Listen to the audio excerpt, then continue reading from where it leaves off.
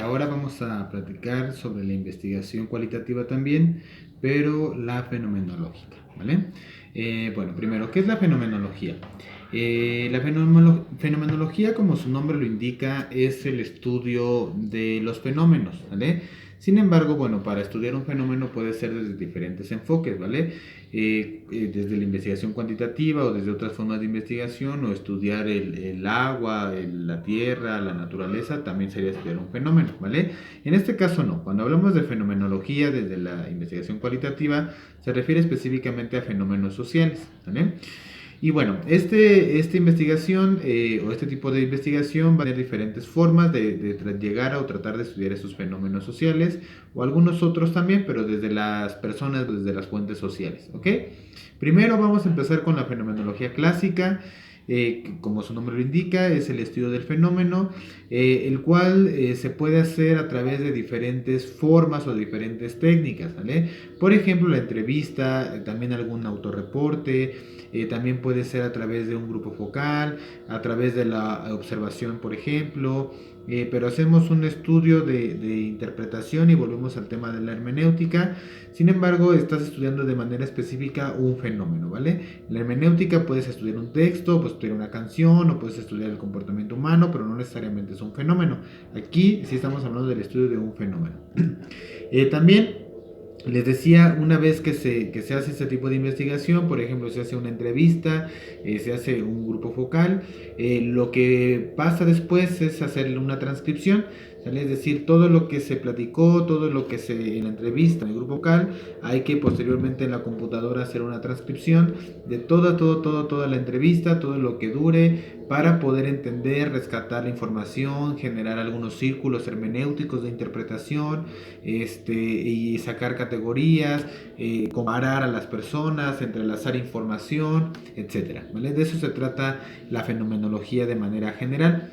Después está la fenomenografía, que es parecida a la fenomenología. Hablar de fenomenografía como validación es desprenderse específicamente de la fenomenología, pero estudio comparativo, tratar de entender cómo el mismo fenómeno, pero las personas desde diferentes contextos.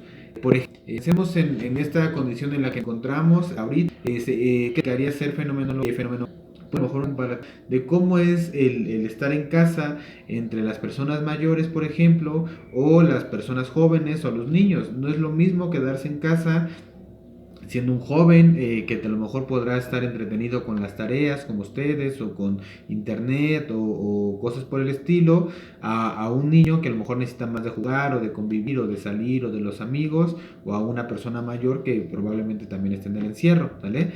También en la presentación veían una investigación que hicimos la doctora Razo y yo, en donde comparamos precisamente el concepto de calidad de vida entre jóvenes como ustedes, adultos como yo, un poco más grandes, y adultos mayores de 60 años, y ver que en qué diferenciaban o cómo entendían ellos también específicamente la calidad de vida, ¿vale?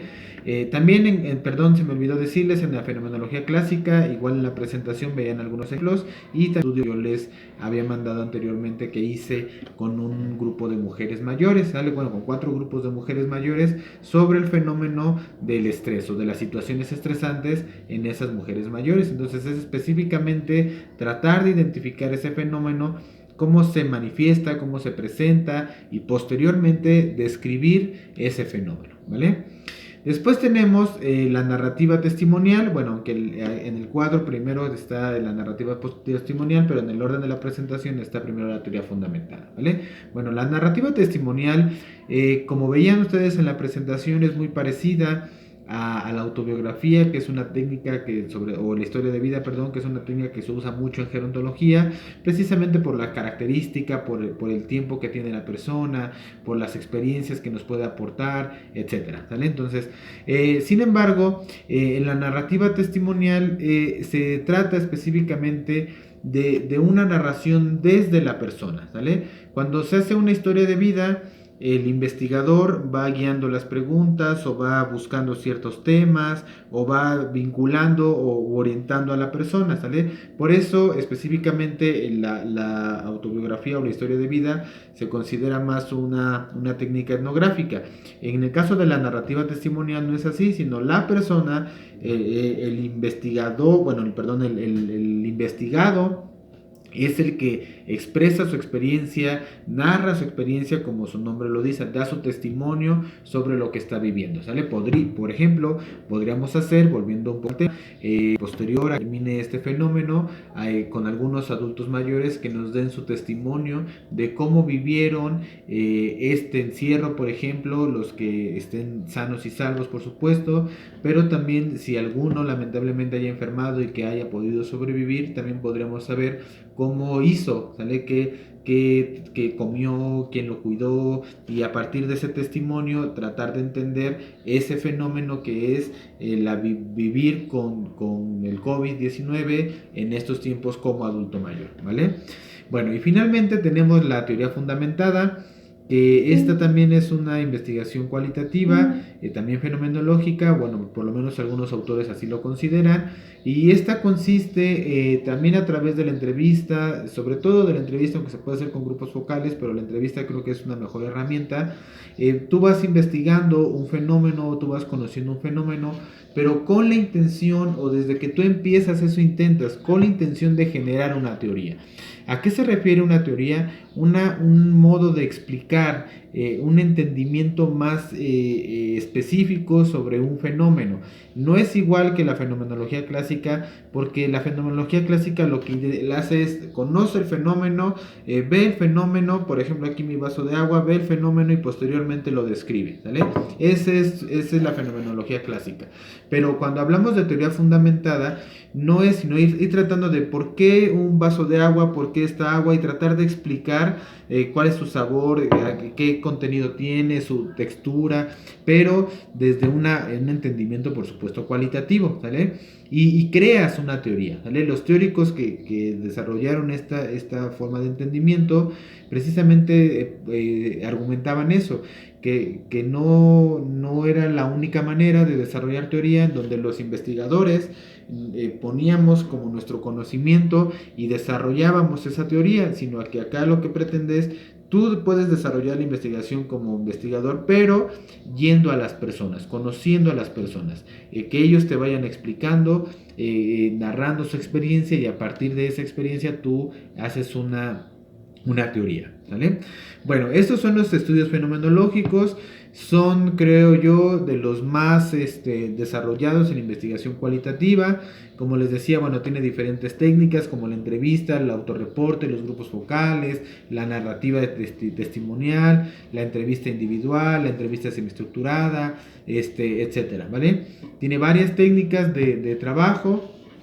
Y bueno, también es muy, les decía yo, es muy utilizada en investigación, y yo creo que en investigación en gerontología pues es muy rica para poder obtener ahí bastante información, ¿vale? Yo particularmente que he hecho algunos estudios desde fenomenología, y creo que es muy enriquecedor lo que uno aprende sobre un tema, aunque sean poquitas personas, como en el artículo que por ahí les mandé, que es de 26 personas, ¿vale? Entonces, aunque sean poquitas, pero se va conociendo un fenómeno a profundidad, ¿vale? Pues bueno, este es el segundo video que les voy a mandar.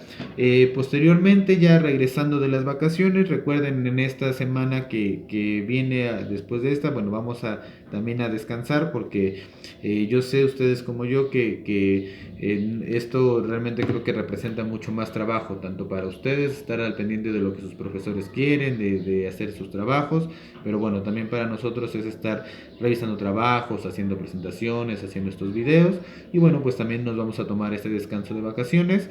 Entonces igual ustedes también descansen en casa, por supuesto. Otra vez les recuerdo, no hay que salir, hay que quedarnos en casa, pero bueno, ya ya regresando de esas vacaciones vamos a continuar con los siguientes métodos, ¿vale? Mientras esta semana ya les mandé el trabajo de métodos fenomenológicos, ya les mandé el artículo para que lo vayan analizando. Igual, lo mismo que les había dicho, referencia formato APA, el objetivo del estudio, el enfoque también es cualitativo, el tipo de estudio es descriptivo, el método hermenéutico, bueno, ahora nos tocan los fenomenológicos, ahora ustedes buscarán cuál es la muestra, cuál técnica utilizaron, ¿sale? Aguas con eso, por ahí en el artículo pasado se confundieron un poco con la técnica y bueno, entiendo porque no lo expliqué específicamente, pero se refiere a la técnica de recolección de los datos, ¿vale?